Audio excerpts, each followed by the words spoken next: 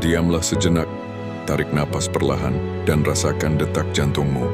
Pernahkah kau bertanya, apa yang sebenarnya kau cari dalam hubungan, dalam tatapan, dalam sentuhan? Banyak manusia terperangkap oleh api nafsu. Ia datang cepat, membakar hangat, memberi euforia sesaat. Tapi seperti api kecil di rerumputan kering, ia cepat padam, meninggalkan abu dan kehampaan. Nafsu membuatmu merasa memiliki, tapi bukan benar-benar menyatu. Ia menuntut, tapi jarang memberi. Ia ingin segera, tapi tak mampu bertahan lama. Namun cinta yang sejati, cinta yang lebih tinggi dari nafsu, adalah api yang berbeda. Ia bukan api yang membakar habis, melainkan cahaya yang menerangi. Ia tidak terburu-buru karena ia tahu, yang sejati akan tetap tinggal. Ia tidak menuntut pengorbanan karena ia sendiri adalah pemberian. Cinta seperti ini adalah jalan jiwa. Ia tidak sekadar menghubungkan dua tubuh, tapi menyatukan dua roh. Ia mengubah egomu menjadi kerendahan hati. Ia mengikis ketakutanmu, menggantikannya dengan keberanian untuk setia. Ia tidak padam oleh jarak, tidak lemah oleh waktu, tidak hancur oleh cobaan.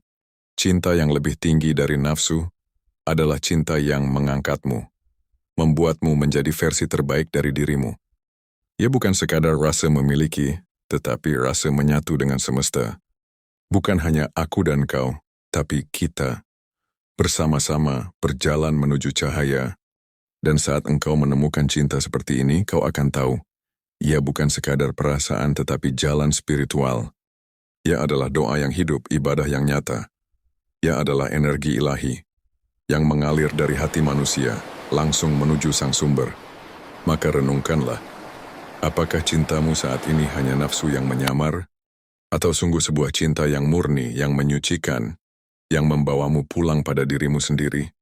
Karena pada akhirnya, cinta sejati bukan sekadar ditemukan, tapi juga dipilih.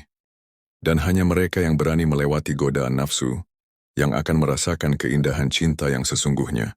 Nafsu seksual memang diciptakan dengan daya tarik yang begitu kuat, terasa nikmat, bahkan bisa membuat manusia kehilangan kendali. Tetapi di balik kenikmatan itu ada dua sisi yang harus diingat. Ia bisa menjadi sumber kehidupan, cinta, dan keintiman yang mendalam, namun juga bisa menjadi jerat yang membuat jiwa gelap, hampa, dan terikat. Bayangkan api.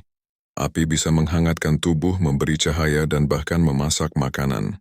Tapi jika dibiarkan tanpa kendali, ia membakar habis rumah dan hutan. Nafsu pun demikian. Dalam nikmatnya ada potensi kehancuran bila tidak diarahkan dengan kesadaran. Spiritualitas mengajarkan bahwa energi seksual adalah energi paling kuat dalam diri manusia. Jika hanya dikeluarkan untuk kesenangan sesaat, energi itu habis tanpa makna.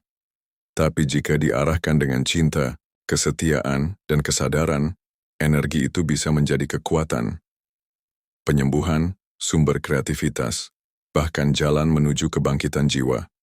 Pertanyaannya selalu sama, apakah engkau menjadi budak dari nafsu atau engkau menjadi tuannya? Nafsu pada dasarnya adalah dorongan alamiah yang dianugerahkan pada manusia untuk menjaga keberlangsungan hidup. Ia datang dengan rasa nikmat, dengan gelombang yang menggetarkan tubuh, dengan tarikan kuat yang sulit untuk ditolak. Nikmatnya memang nyata, seakan tubuh kita dirancang untuk merasakan puncak kesenangan itu, agar manusia mau terus melanjutkan kehidupan. Tetapi disinilah letak ujian terbesar. Apakah kita akan terperangkap hanya dalam nikmat itu, atau menjadikannya pintu untuk sesuatu yang lebih dalam, lebih luhur, dan lebih berarti? Nikmat seksual adalah pedang bermata dua. Ia bisa menjadi pengikat cinta, sebuah energi yang membuat dua jiwa saling terhubung dengan kelembutan. Namun ia juga bisa menjelma racun, yang membakar, menguasai, hingga membuat manusia terjebak dalam lingkaran tak pernah puas. Banyak orang mengejar nikmat itu semata, melupakan makna, dan akhirnya kehilangan arah. Nafsu yang tidak dijinakkan selalu menuntut lebih, dan lebih, tanpa pernah benar-benar puas. Ketika kita belajar mengendalikan nafsu seksual, kita mulai menemukan rahasia yang jarang disadari, bahwa di balik nikmat fisiknya ada kekuatan spiritual yang sangat besar. Dalam banyak ajaran kuno, energi seksual disebut sebagai api kehidupan, sesuatu yang bila diarahkan dengan sadar bisa membangkitkan kreativitas, intuisi, bahkan kebijaksanaan.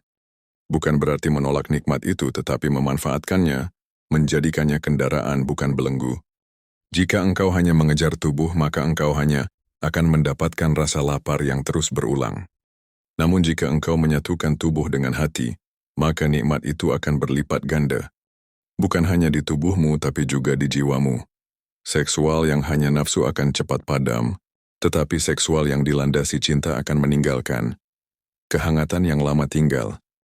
Maka pertanyaannya, apakah engkau sekadar memburu nikmat sesaat, atau engkau ingin menemukan makna sejati di baliknya?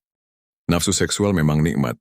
Ia adalah energi purba yang membuat manusia bertahan, berkembang biak, dan merasakan keintiman.